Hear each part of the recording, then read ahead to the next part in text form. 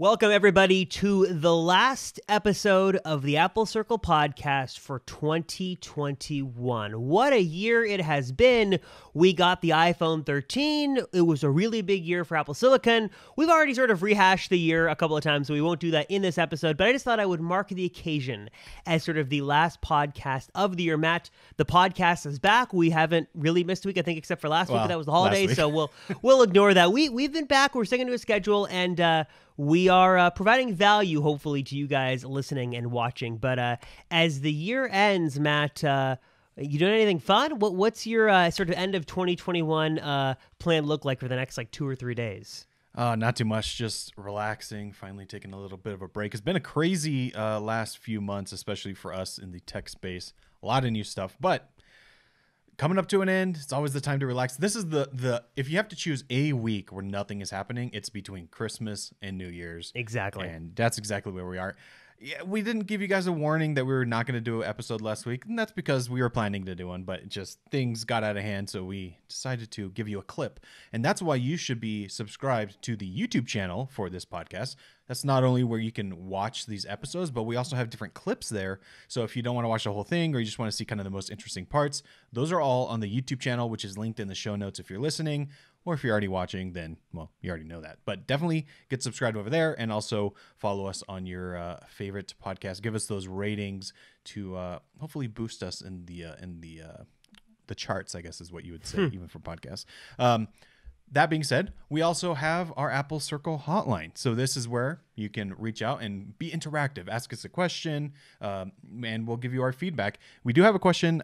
I mean, should we just answer it right now? This is a pretty quick one. Let's do it. Yeah, it's from no name, so we won't say that. But basically, it says, "Hi, I have a flip phone. I have the money to get an iPhone SE second gen. Should I get that or just wait for the new one?" We did mention a few episodes back that the third generation iPhone SE is on the way. So if you have the money already, it's burning a hole in your pocket. Should you get the current one, that current SE, or should you wait? I guess the caveats are always here. How badly do you need this phone? Is it something that you can't live without for the next 6 months, perhaps? Then if that's the case, go buy the phone. But if you're just chilling and you're good with that flip phone for a little while, I'd say wait. What about you? What do you think?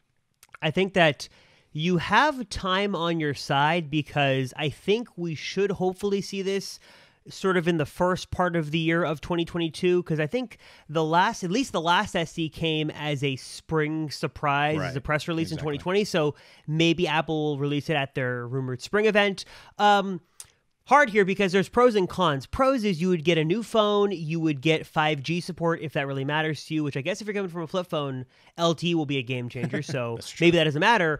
And also, probably better battery life, better photo processing, little under the hood things. It's not a significant upgrade, but it will still be a really good phone. So I still would recommend the SE.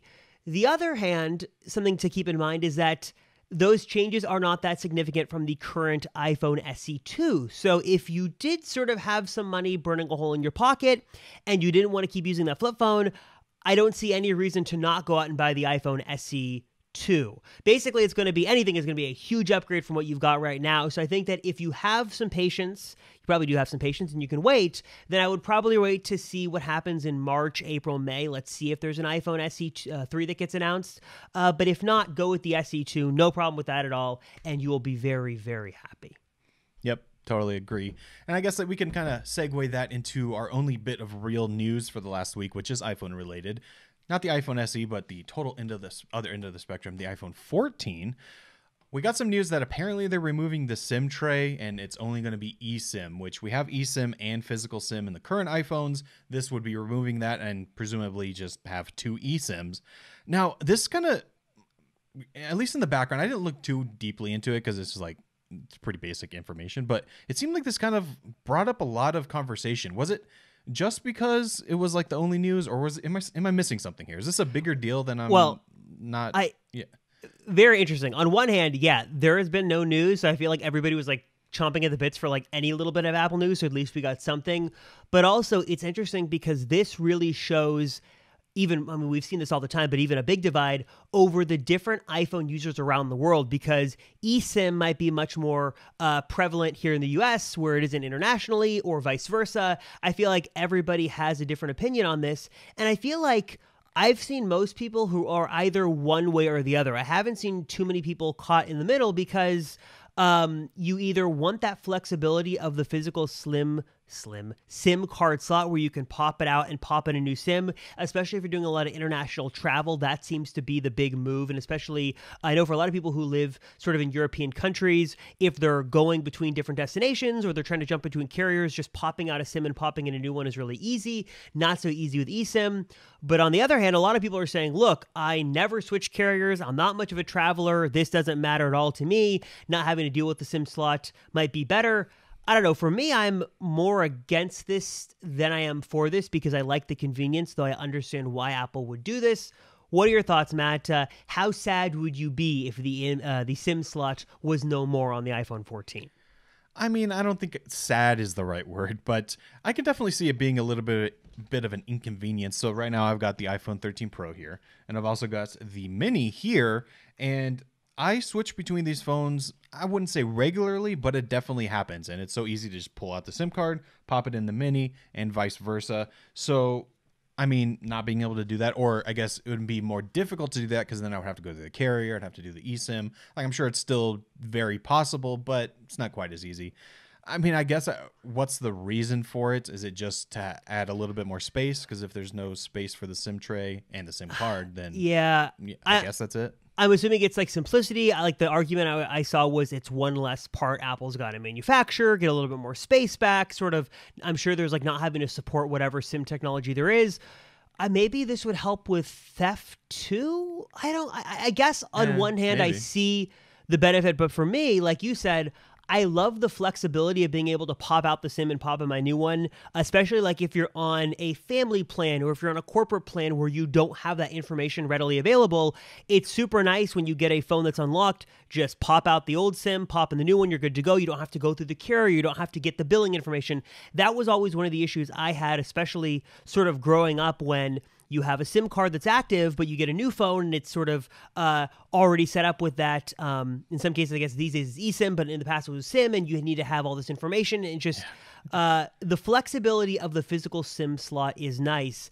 And I guess, like you said, it would make sense to see it go. I guess it'd be a little bit more simple.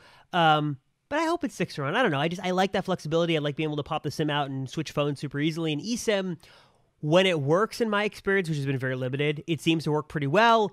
But also at the same time, it's just a lot more complex. And I feel like any excuse to not have to use the carrier or go through the carrier would be nice, the better. And that just, sort of ties you into the carrier a little bit more. So I feel like it's a little bit more annoying than anything. But hey, who knows? What if this is the start of the grand plan? Remember we talked a few weeks ago about them creating their own MVMO?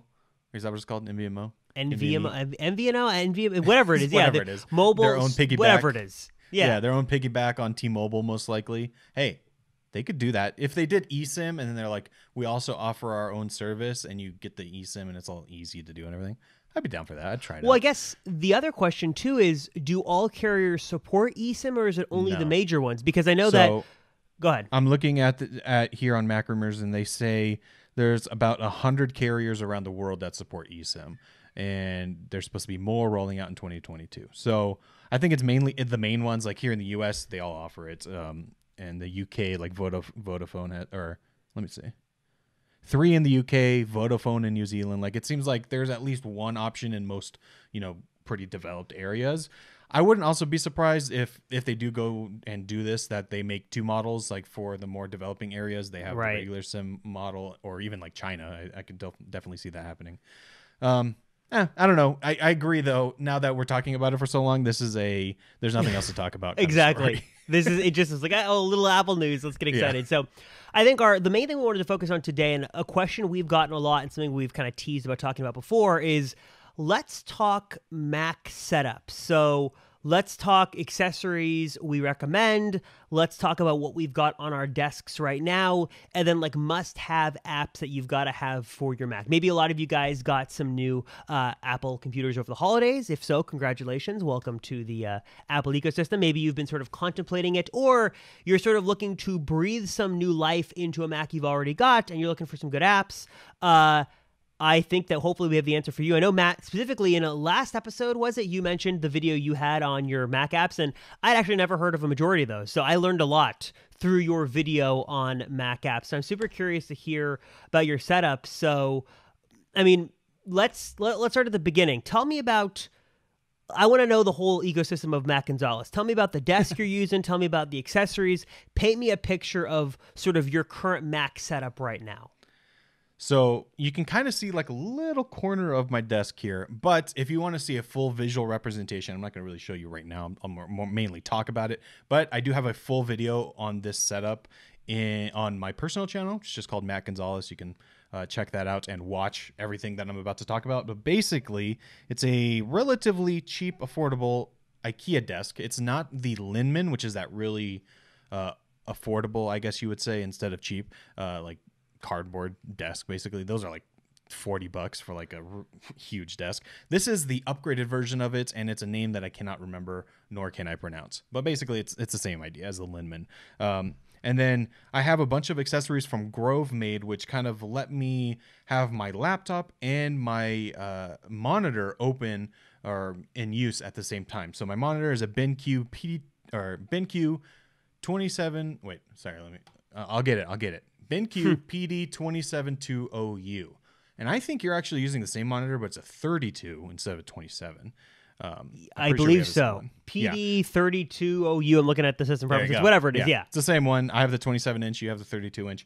This is well, you can't see it, but it's like literally right here off camera. It is, I think, the best Thunderbolt monitor that you can get right now for when it comes to what we do for a living, which is color correction, editing, that kind of stuff. This is a Thunderbolt monitor, so it plugs in with one cable, although I'll talk about the other stuff in a second.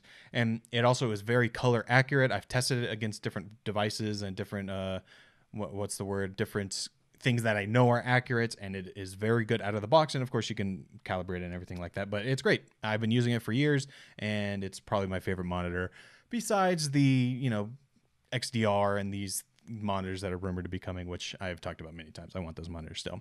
Next to that, though, I have my 16-inch MacBook Pro. I went back from that 14-inch, which we talked about a few episodes ago. But I did recently have the ability to order the Spec of Dreams. Well, it's not fully spec'd out, but it's more spec'd out than the original one I got, because the original one was just the base model. This is now, I believe, I just ordered the same thing Robert has because he's been using it and seems to be great for him, which is maxed out CPU. So it's the M1 Max 32 core, 32 gigs of RAM, because I don't really find myself needing RAM all that much, and then a terabyte of storage. So it's like the perfect balance between performance and also price. So happy to have that coming, although it won't be here until February 26th, I believe. So that's a painful wait. Now I know it's coming. That's gonna be tough. But yeah, so for now I'm using the 16-inch MacBook Pro, and that is on a bunch of BenQ accessories. So I have a riser here for the monitor, I have a riser here for the laptop, and I'm using them both. It's kind of hard to explain, but like I said, I have that video and you'll see everything there. And then the last thing I'll talk about, which is another thing that Robert has, is the CalDigit, what is it called? TS3 Plus, I think. TS3 Plus, yeah. That is a Thunderbolt dock. I don't know why I couldn't think of the word dock. And that is where all my accessories are plugged into, which actually don't have very many accessories, but it's mainly for the monitor. And then, actually, I don't even think I need any other accessories plugged in. I don't know why I have the dock there, but hey, it works. And I guess the last thing on my desk here, you can kind of see it in the corner here, which is where I have my iPhone setting. Another thing from Grove made. This is my favorite MagSafe Dock. Let's see if you could see it. It's just basically like a heavy piece of metal with some wood, and you put the MagSafe cable from Apple and you route it through it, and then now you have a full speed MagSafe compatible charger. Excellent. That's one of my favorite things. It's a little pricey, as with all of Grove made things, but it's definitely worth it. And then for my keyboard and mouse to round it out, I got the Apple keyboard and the Logitech MX Master 3, which is a tried and true. I have a feeling when we go through your stuff, it's going to be very similar. It is very similar. And I want to ask you about your keyboard, though, in a second. But first, so here's what I'll do. I will, for those of you watching the video version of this, if you're listening to audio, then I will try to paint you a picture. But for video, what I will do is I will switch to the iPhone here and do a quick little tour to sort of give you guys a little now POV. you're showing me up. Well, we can come back to you. You can do this after. Okay, so I'm going to record on the iPhone, so I'm going to switch away from this microphone. Now we're on the iPhone, and here's a quick little tour of the setup I've got right now. So this is not on the desk, but this is the camera we use for the podcast. It's behind a teleprompter there. It's the R6. I've got my little Ninja there to record, but for the actual desk itself, I've got, this is an IKEA countertop with IKEA cabinets on a standing desk system from Autonomous. This is the legs from Autonomous that go on the desk. It's a 72-inch tabletop, I think, so a pretty big block of wood. And then here's kind of my, I'll go wide. There's Matt right there in the center. And here's kind of the wide look at what I've got. So MacBook Pro right here, this is the 14-inch model. I've got a 10 gig adapter to Thunderbolt, which is what connects to my video storage. I got a little wooden MacBook Pro stand. I don't know where I got that from, off of Amazon, some generic thing. I've got a hard drive, little SSD sled. I've got a little light back there from Govee, which I can turn off or turn on. I turn it off because it reflects my glasses, but there it is. Oh, I think I have that same one. I love that light. It's great. Yeah. I've got a Phillips Hue light strip back there. I mean, please excuse the mess of cables there. It's a mess. I'll come back to this in a bit. This is a little loop deck, programmable Surface thing for editing and stuff.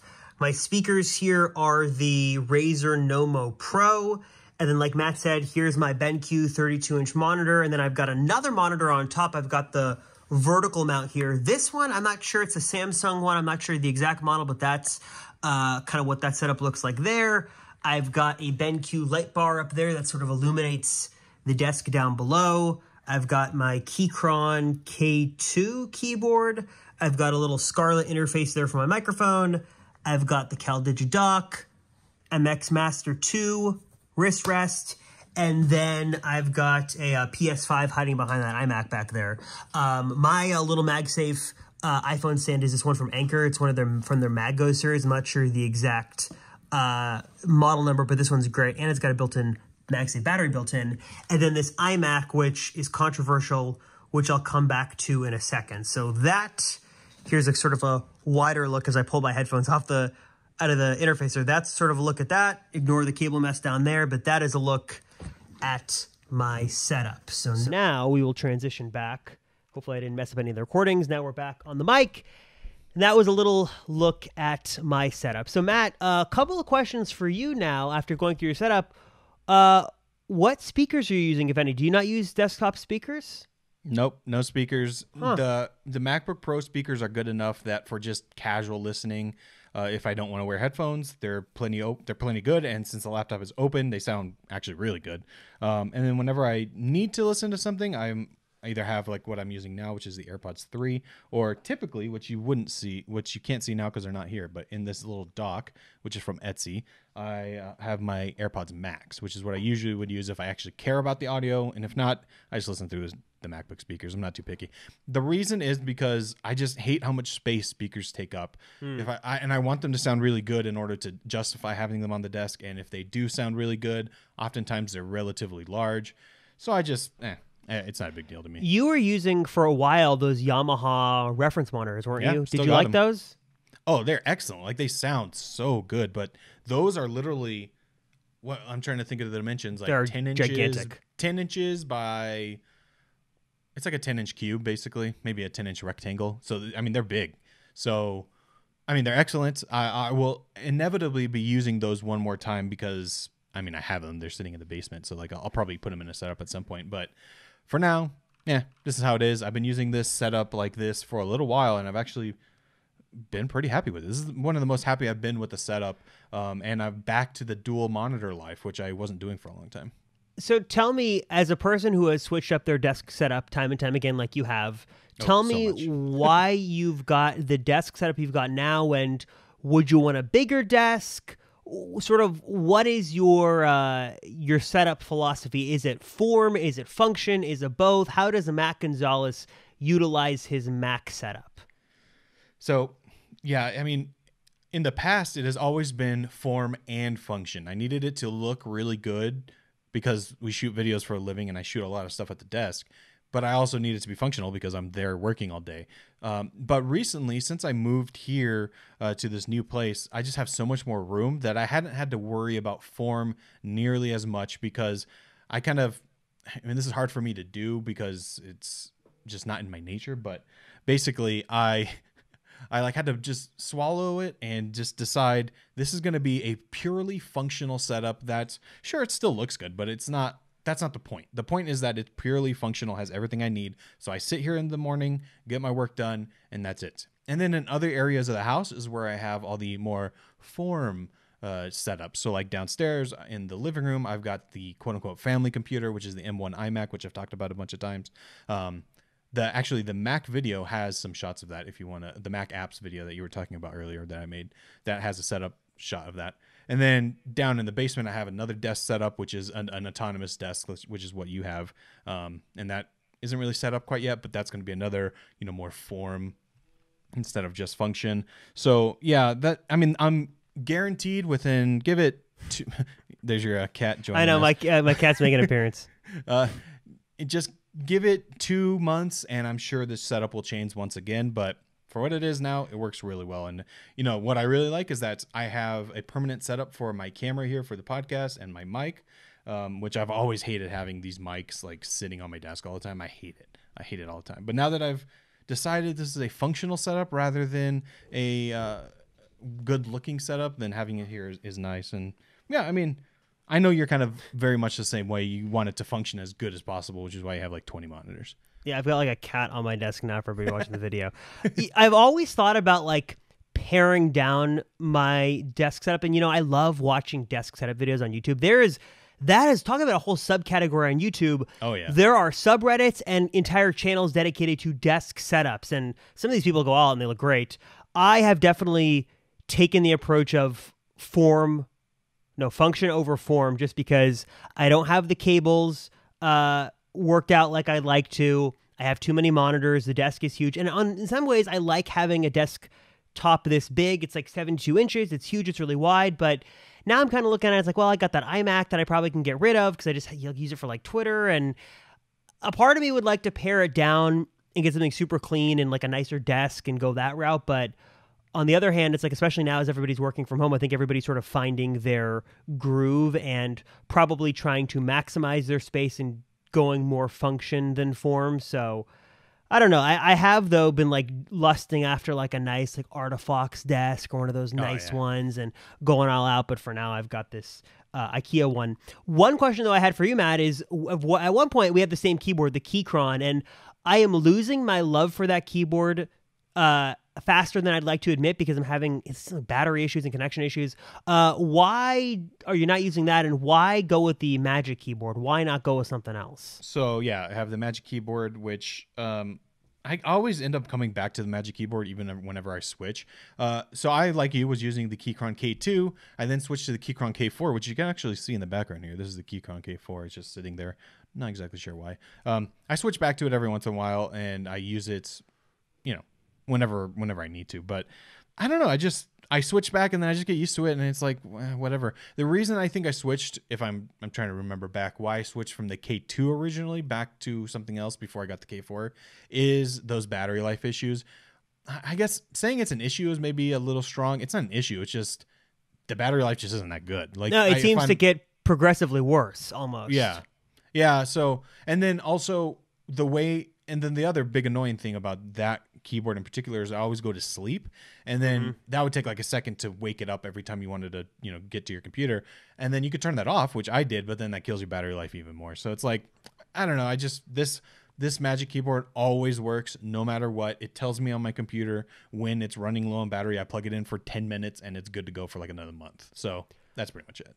But you are using the MX Master 2 or 3, which seems like the gold standard for everybody. Everybody I know uses the MX Master. It's great. Yeah, you have one of these, right? Which one do you have? I do. I have the 2S, the 2, and I want to get the 3 so badly because The problem is these are so good that I haven't had an excuse to buy the new one. Break that often. But as soon as it breaks, I'm going with the 3 just because I Yeah. want the new finish and the new scroll finish wheel is and stuff like nice. that. The new finish is nice. The main reason I upgraded to this, even though my other one worked fine, and that's also sitting in the basement, USB-C charging. I'm done with micro USB I know. in my That's life. the other thing is every time it goes dead, I got to Yep. fish out the micro USB cable, which is getting old. Yeah. So USB-C, I have a cable right here on my desk already. I just plug it in for a few minutes and we're good to go. So, okay, so we've gone over the computer. We got your idea of your setup. Something else I want to ask, and this is, again, very relevant as people sort of build out their Mac setups. We talked monitor. We talked speakers. Let's talk chair. What chair are you using, and how important to that, or how important is that, rather, to building your perfect, ideal Mac setup? So I'm using, I think, the same chair as you because we bought them at the same time from the same person. But let me get up real quick. I'll show you. This is a Herman Miller Sail. And I mean, that's pretty simple. There's not much to it. You're using the same one, right? I am. Yeah. So I think it's the same color and everything because we bought them from the same person on Craigslist for, how much did we pay again? Like $100? It was, we did like a package. We bought 3 of them, and I think we paid like, I want to say like $175, $200 each, which is a steal for these chairs that I think normally retail for like $800, $900. Yeah. So these were from like someone had an office or something and just bought a bunch of these and they were moving out. So they put them up for sale. Excellent purchase. Probably the best purchase that I've made in a long time that you don't initially think about, but once you have one, it's very hard to go back. But yeah, I mean, I'm happy with it. The only thing is let's see. Well, it's not squeaking right now. Of course, now it doesn't do it, right? Yeah, but it squeaks all the time, but until I need it to squeak. Other than that, perfect. Haven't had any issues for the price. It's excellent. I know you are looking at something a little better though. You know what? I love this chair, and it's interesting because my sister, throughout the pandemic, she shifted from like primarily now working from home, and she complains about her chair and it's not comfortable. And like that's the one thing is I don't take it for granted, but something I remember is because we kind of started working from home a couple years ago, the chair is so important, especially when you're sitting in your chair 8 hours a day editing. You want something comfortable, and this has been great. But man, I'm eyeing the what is it? If the MX Master is the gold standard of mice, then the Embody seems to be like the gold standard of like tech YouTube chairs, or even like not even tech YouTube, just like YouTube chairs in general for people who are serious about their setup and their work. The Embody looks really nice. I've been looking for a deal on them. The problem though is everyone working from home, the prices are like maintaining really well. Like they've held their resale value well. When we bought ours, people were in offices and it was like liquidation and stuff like that. Now everybody wants a chair and they hold their value really well. So it's like I can't justify even a deal is like $900 on the chair. That's a lot to spend on the chair, but it's worth it, right? That's kind of the mindset I have. It's like, okay, sure, we paid like $150 for these chairs. That's totally worth it. Like, I mean, it's a huge upgrade from anything you've ever sat in before. But if you think about it, the amount we sit in these chairs, $900 for an Embody that is, objectively better on every metric from pretty much everyone who has one says it's the best chair. I mean, it's not that much to spend if you really think about it. It's like, what do they say? You spend like a half your life or a quarter of your life, or I forgot what the stat is, but you spend that amount of time in bed, so you better spend your money on a good mattress. It's like the same exact thing. We spend half of our life sitting in this chair. $900 is not that much to spend on it. What do you think, Matt?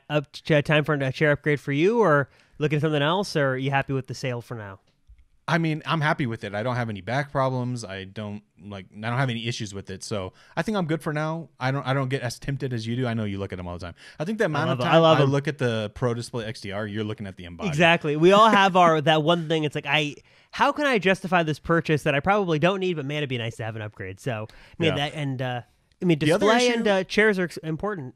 I know, definitely. The other issue with the Embody, if you want to get a deal on it, is the color schemes. Like, you can sometimes find one pop up, and then it's like orange and yellow, and you're like, exactly, oh God, I don't want this color. So if you want like a black or a gray, you almost have to pay retail for it. That's the other thing we learned sort of the hard way when we got our chairs, and I don't mean to divest too much into a chair podcast, but the different Herman Miller settings, how we bought these chairs, which were a good deal, but they're missing some of the more customizations and the adjustments you could make. It doesn't have like lumbar support, or it has minimal stuff. So just, anyways, a good chair is important. I'm curious, what chair are you using right now at your setup? Let us know down below. A lot of people love those gaming chairs and stuff, which look nice.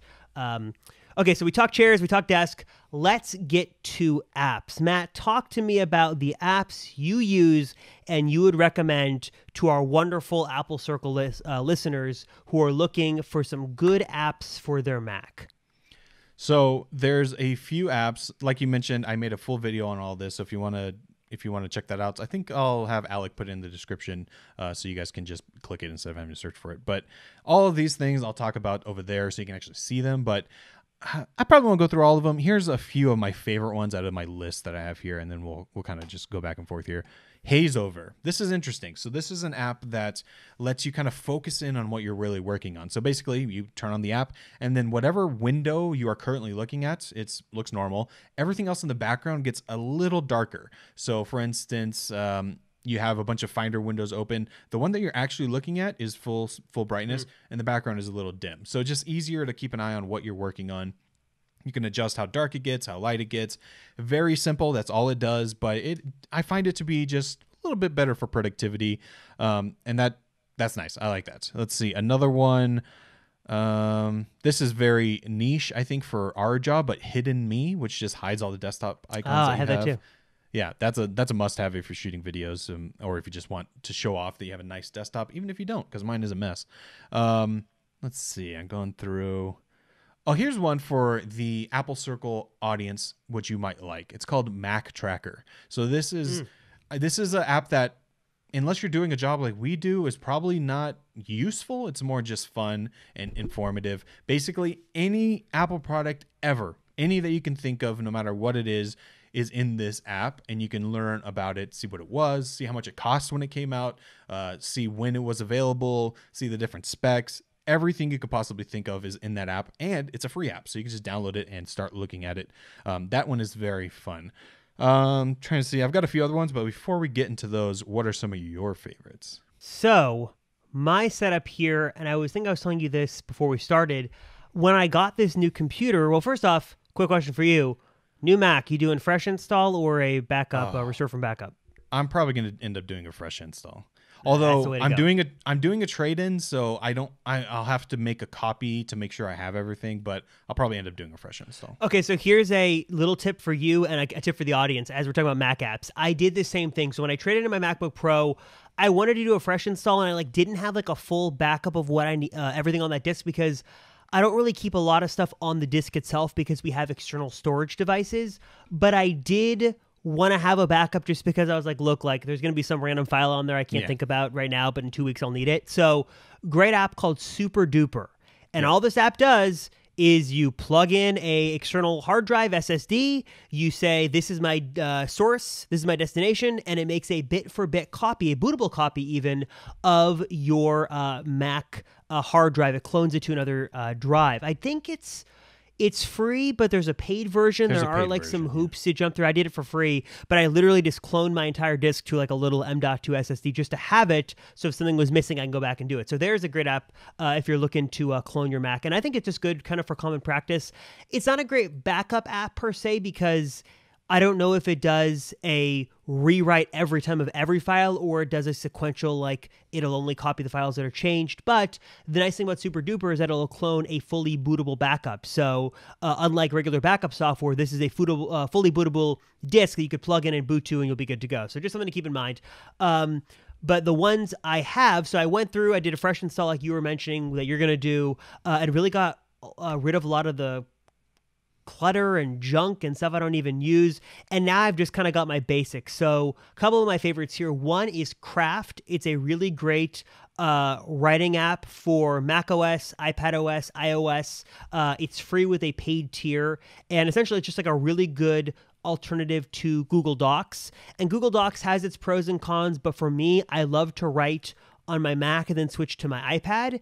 And Google Docs doesn't really play nicely with the iPad. It's horrible. So I wanted something that was better. Craft is great. It's free. Syncing is done through It's not done through iCloud. They have their own file syncing service. I don't know what it is, but it works well because every app that I've used that relies on iCloud syncing is horribly unreliable. So syncing with Craft has been great. It's just like a nice clean text editor. It's got some like more advanced features, but I honestly just use it for writing scripts and it's been great. So Craft is a great way to go. I also use Tot, T-O-T. There's a free version of the Mac app and then there's a paid one on iOS, but essentially it's just a little note-taking app. Like literally it's like a plain old text editor. It's got like 6 little pages and I just use it for like randomly writing things down. If it's notes, if it's like bills I got to pay, like putting down amounts, different things. It's like a quick little it's like text editor, but it's not text editor. Like it's made for taking notes. So, or not text editor, text edit. It's a great little app for taking notes.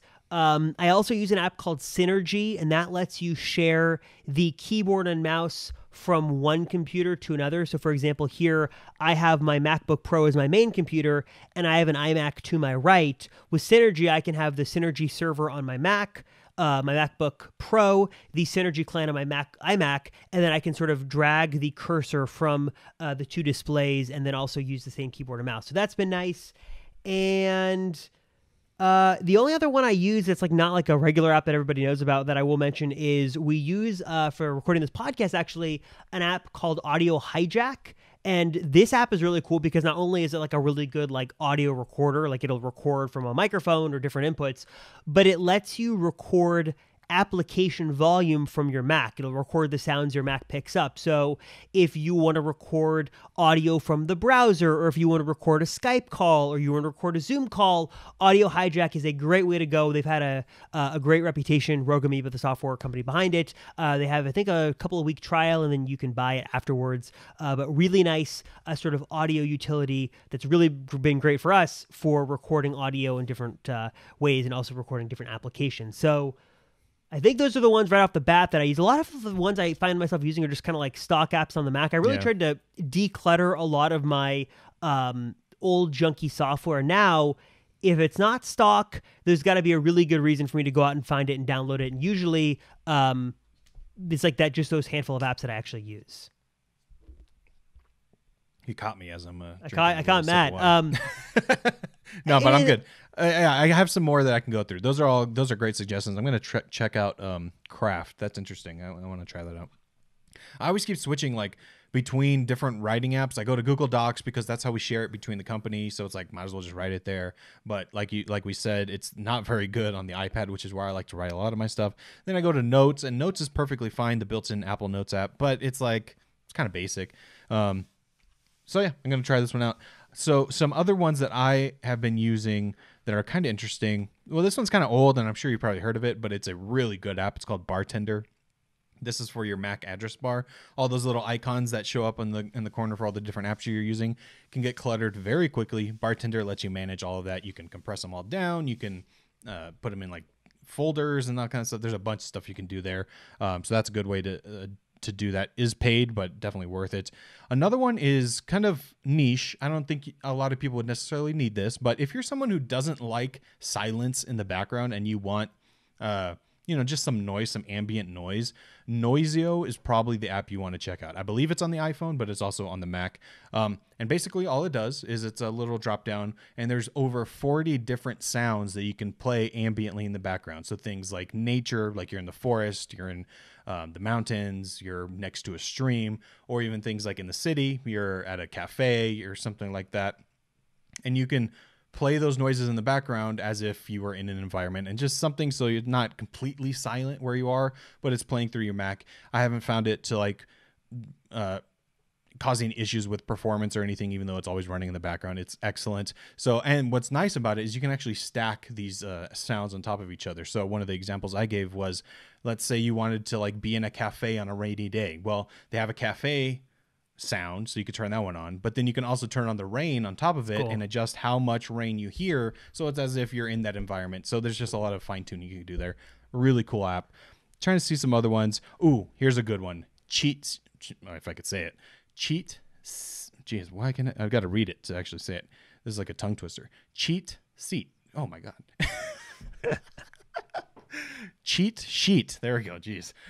So basically, if you've ever used the iPad with a keyboard attached and you hold down the command key, it shows you all the keyboard shortcuts that you have for that particular app. This brings that to the Mac. So you can just hold down the command key in whatever app you're in. It'll show you all the keyboard shortcuts so you can quickly reference that, because the iPad has a lot of keyboard shortcuts, but the Mac has way more keyboard shortcuts. And if you're not using them, I mean, you're really missing out and you're wasting a lot of time. So this just helps you remember what those are. That is a great one. I think that one's free too, so definitely install that. Let's see, I got one more.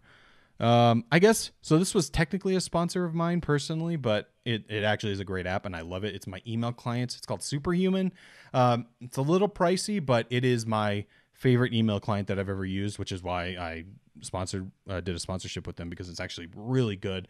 And basically the idea is, instead of treating your email as an email, it's almost like a to-do list. So instead of keeping everything in your inbox and getting to it, you kind of address it at the beginning of the day. Like, do I want to do this now? Yes, no. And then you kind of schedule it for later. It'll come back in your inbox, or you can say done. It's email, but the way they kind of phrase it and the keyboard shortcuts that I have just makes you get through it very easily and very quickly. And I thought when I first tried it and installed it, I was like, this is fine, but I'm probably going to go back to Spark, which is what I was using before. But now that I've been using this, I use it all the time. It's great. And let's see, I think I have one more that I can talk about. So many apps, man. Okay, here's a good one. Another iPad convert, bringing it over to the Mac. So this is called SidePad, or wait, let me make sure. It's called SlidePad. Sorry, not SidePad, SlidePad. Basically, on the iPad, when you're multitasking, you can do the split view, right? And then you can also have an app that slides over on slide overview. This gives you that slide overview on the Mac. And now it's not an app, but it's a browser that you can slide over to the side, so you can see, you can browse and do stuff on there. And it's great. It's not something I use every single day, but if you're, for instance, like us, writing a script or something and you just want some quick notes from a website or something that you're referencing, that's a good way to do it without having to do a split screen or have different windows all over the place. Nice app there. I think that's it for now. I could probably think of more, but I think that's good. Isn't it interesting how Mac apps have changed over the years? Because I think you and I remember back in the heyday of the Mac, or at least modern Mac, let's call it 2007, 2008, 2009, with Tiger and Leopard and Snow Leopard and even, I guess, Lion. It was all about discovering Mac apps, and it was this really cool thing. And there were these free Mac app websites where you could, everybody was making apps, and it was really cool. Then I feel like a lot of that developer enthusiasm went to the iPhone and the iPad, and Mac apps became more sparse. And then Apple launched the Mac App Store, which I don't know if you use it, but I never use it. Not really. And now it's I have to really be willing not only to find a Mac app that I really want to use, but you got to download it and you got to jump through the hoops, because Apple makes it hard if you're not going through the App Store to verify it's a trusted source and blah, blah, blah.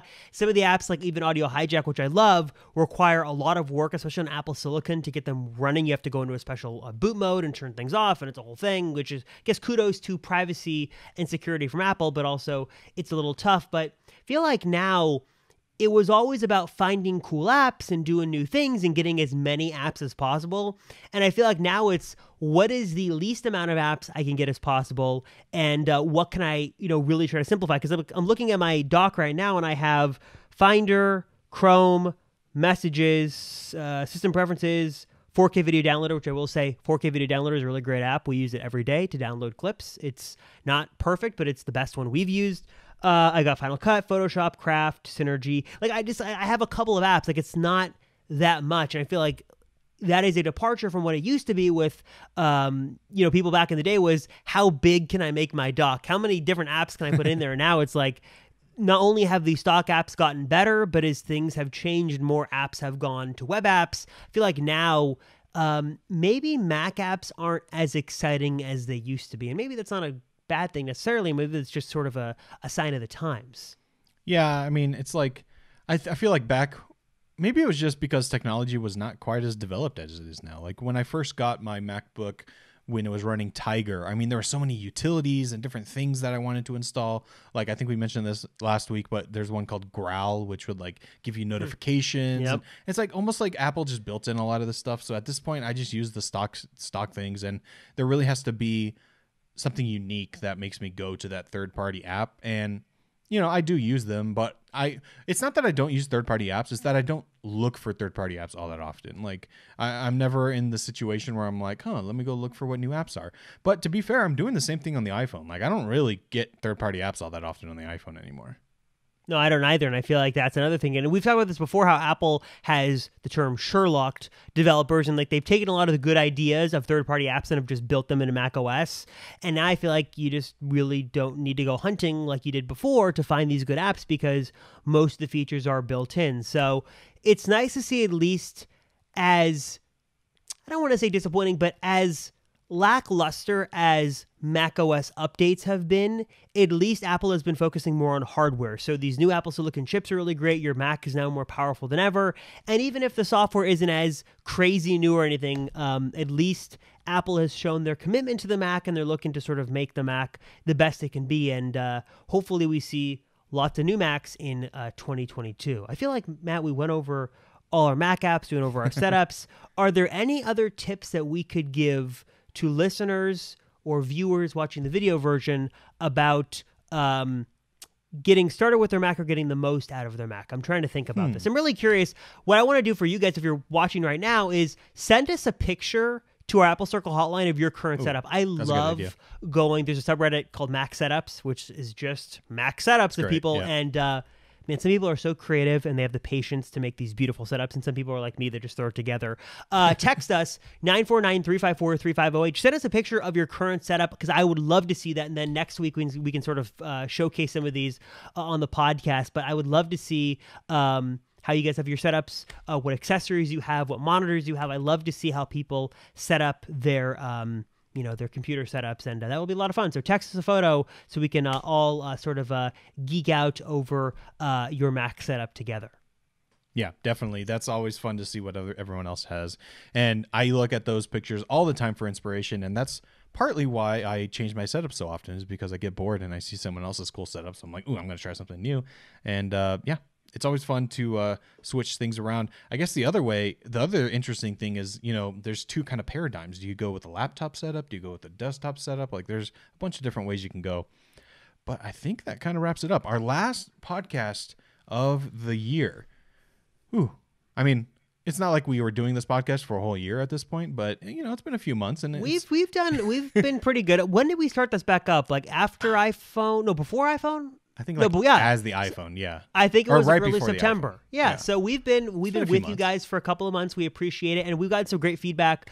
We see all your texts and your tweets and comments and the podcast reviews, which we appreciate. We love sort of growing out the Apple Circle podcast together. And Matt, hopefully the tech drought is over, and as 2022 kicks off, we're in for a big year in terms of Apple news. So hopefully it'll be a really exciting time to follow everything, and then we can sort of break it all down as we do every week on the podcast. I'm looking forward to it. End of a chapter, good year, and beginning of new stuff.